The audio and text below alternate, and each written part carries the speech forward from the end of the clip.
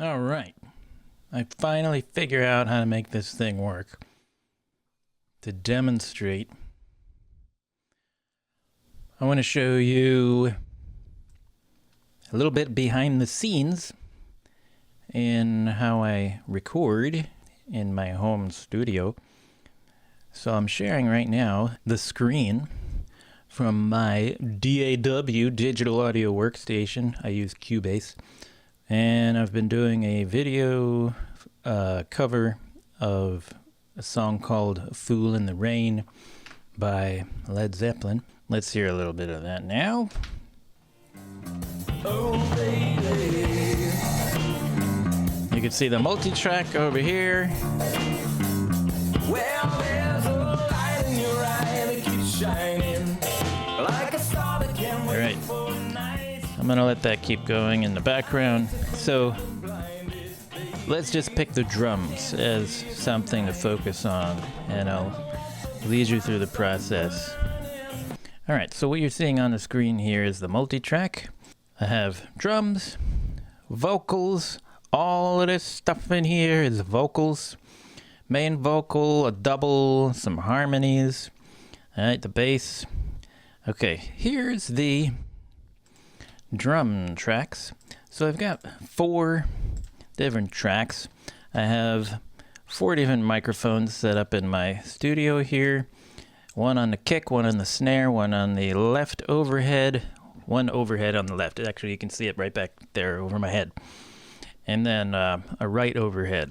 So let's hear some of this with the full mix, and then I'll isolate the drums.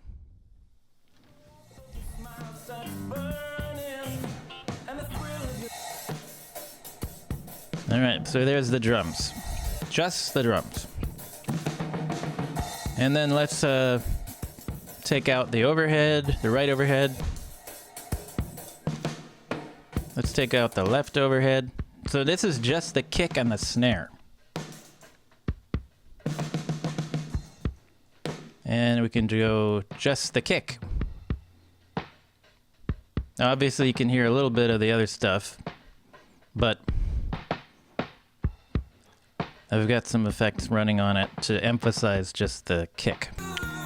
So the way you usually set this up in your DAW, your DAW, your digital audio workstation, is that you'll have multiple tracks for an instrument, in this case the drums, and what you'll do is you'll route these through a what's called a bus. So here I have one called the drum bus. And let me pull up my mixing console. Show the mixer here. Okay, so this is what the mixer looks like. Whoops. And right now I have the drums isolated. So you can see each of these tracks is individual. The kick, the snare, the left overhead, the right overhead. But then over here, this is all controlled by the drum bus. Now you can still, when I turn this all the way down, you can still hear the reverb, because I have the reverb. I have some reverb on the drums that's separate. And I also have a parallel sort of highly compressed version of the entire drum section. So those are some additional methods I'm using to make it sound fuller or to add a little bit of spaciousness to it. And let me just add one more note in here, something of interest. So there's a tiny little icon here, for example, under the kick called lanes. Let me stop this for a second. So if you look over right here, let's just hear the kick. Let's see. Doop, ba-doop, ba-doop, ba-doop, ba-doop. Here's the kick. Now what you can see here is I did several takes. I ran through the song several times on the drums, and then I listened back.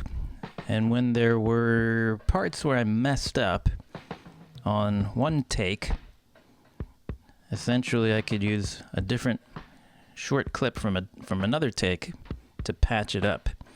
So you end up with you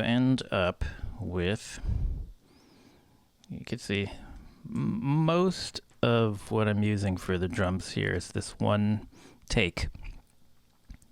It's labeled as kick 25, so at some point, I must have hit the record button a couple of dozen times. Most of it's coming from the most recent take I did on the drums, but I messed up a few times, so you can go back and find other takes and patch them all in. Of course, I have multiple instruments here, or multiple drum tracks, so you have to do that simultaneously on the snare track and the left overhead and the right overhead for all that all to sync up properly. And that's it for now. This is just my first attempt at doing an explainer video for one of my recording sessions focused at this instance on Fool in the Rain by Led Zeppelin. Hope you enjoyed it. If you do, I'll post some more. Maybe ask me a question and I can answer it.